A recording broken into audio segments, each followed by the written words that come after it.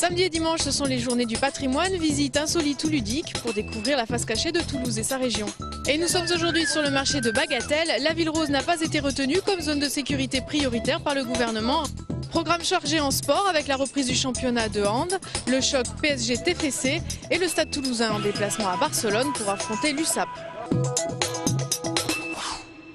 Un week-end sous le soleil et un week-end culturel, les journées du patrimoine, l'occasion de découvrir ou redécouvrir les lieux incontournables ou plus insolites de la ville. Perché au-dessus du fleuve toulousain, le Théâtre Garonne. Il ouvre pour la première fois ses portes au public pour ces journées patrimoine.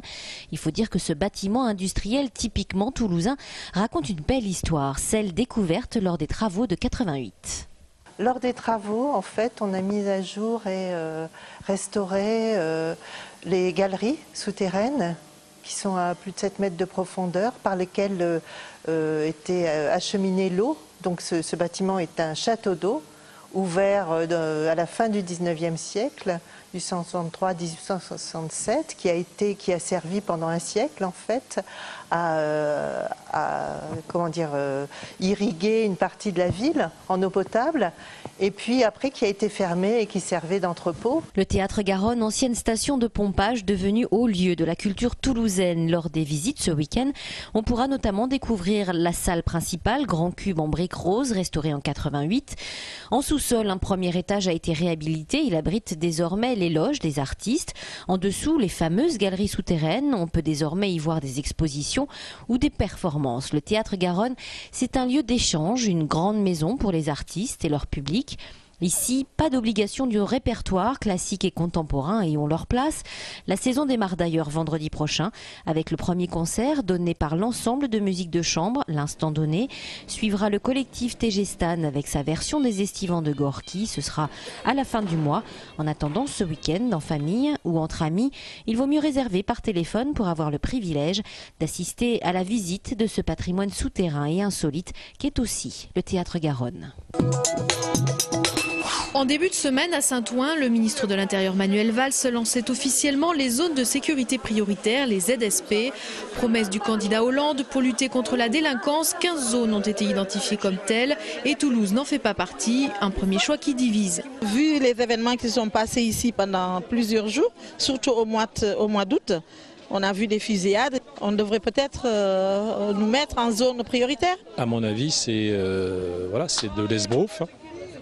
Et soit on lutte contre la drogue et les trafics partout, soit on ne fait rien. Sur le terrain, la situation se dégrade et les travailleurs dénoncent la peur qui règne. Ras le bol.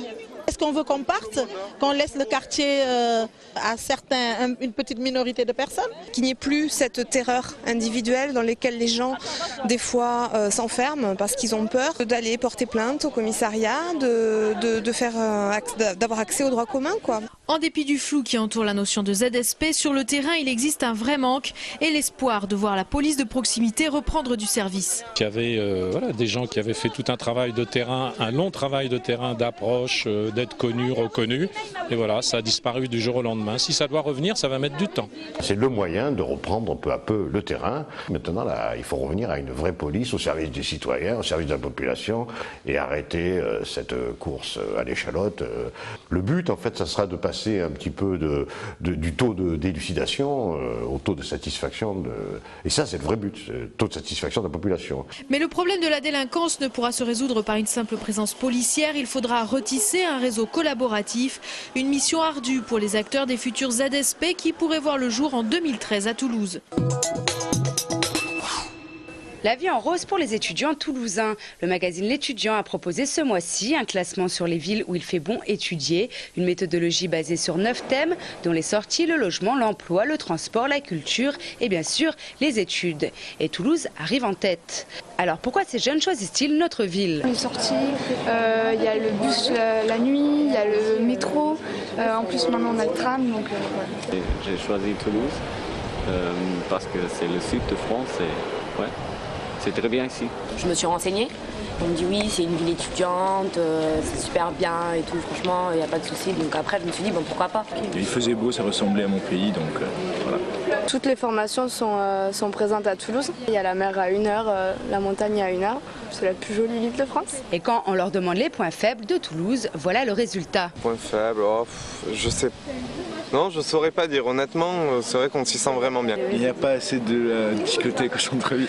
Pourtant, une seule ombre au tableau selon l'étude, trouver un logement. Il y a les cités universitaires, mais c'est vrai que déjà c'est pas ouvert à tout le monde. Enfin, ça dépend des revenus des parents et donc on n'a pas forcément le droit. Et après, c'est aussi des logements qui sont très petits. Toulouse conserve sa première place malgré ça encore cette année devant Grenoble et Marseille. La Cité de l'Espace fait peau neuve avec ses expositions permanentes nouvelle génération. Après 15 ans de bons et loyaux services, 2000 m² ont été entièrement renouvelés pour redécouvrir les merveilles de l'univers, du centre de lancement des fusées au quai du système solaire. Pour faire simple, pourquoi nous allons dans l'espace, comment on y va et qu'est-ce que c'est que cet espace qui est autour de nous. Et puis une approche plus claire, plus immersive, plus interactive avec le public et quelques pièces mises en valeur. Vous en voyez une derrière moi par exemple avec la pierre de lune prêtée par la NASA à la Cité de l'Espace.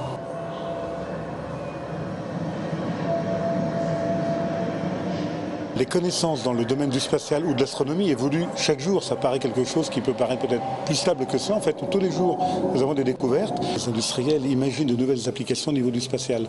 Mais c'est également dans la recherche fondamentale. Ont été découvertes très récemment ce qu'on appelle des exoplanètes, c'est-à-dire des planètes qui existent en dehors du système solaire. Voilà, ce sont typiquement des thèmes que nous avons abordés de manière forcément différente des années précédentes. Résolument plus immersive, l'exposition permet par exemple aux visiteurs de ressentir les sensations éprouvées par les astronautes avec le Moonrunner. À travers ce voyage dans l'univers, c'est finalement la recherche, encore et toujours, de la vie qui se dégage. Au programme ce week-end, la première journée de division 1 de handball. Le Phénix Toulouse reçoit Aix-en-Provence ce soir au Palais des Sports André Brouard. Une ouverture sous tension marquée par la démission soudaine du président toulousain au cœur de l'été. Le club toulousain a tout de même obtenu le feu vert de la CNACG pour disputer le championnat de France, mais la commission a jugé que la masse salariale du club devait être encadrée et que les 3 recrues ne pourraient pas défendre les couleurs toulousaines. Dans ce contexte difficile, Toulouse cherchera une première victoire face au promu aixois ce soir dès 20h30.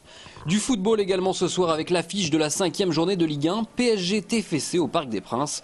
Un choc déséquilibré entre le TFC ambitieux malgré un budget moyen de 34 millions d'euros et le PSG dont le budget écrase la L1 avec ses 300 millions d'euros. À titre de comparaison, le salaire annuel de Zlatan Ibrahimovic représente à lui seul près de la moitié du budget toulousain. Un déséquilibre qui ne signifie pas que les violets se présenteront en victime ce soir dès 20h45. Pour rappel au classement, le TFC est 4e, les Parisiens 8e. Enfin du rugby, la 5e journée du top 14, le stade toulousain se déplace à Barcelone pour affronter Perpignan. Un match délocalisé au stade Montjuïc dans la ferveur catalane. Les Rouges et Noirs tenteront de poursuivre leur bon parcours. Leur dernière rencontre face à Agen avait été une démonstration de force récompensée de 8 essais. USAP Stade Toulousain, coup d'envoi samedi dès 15h.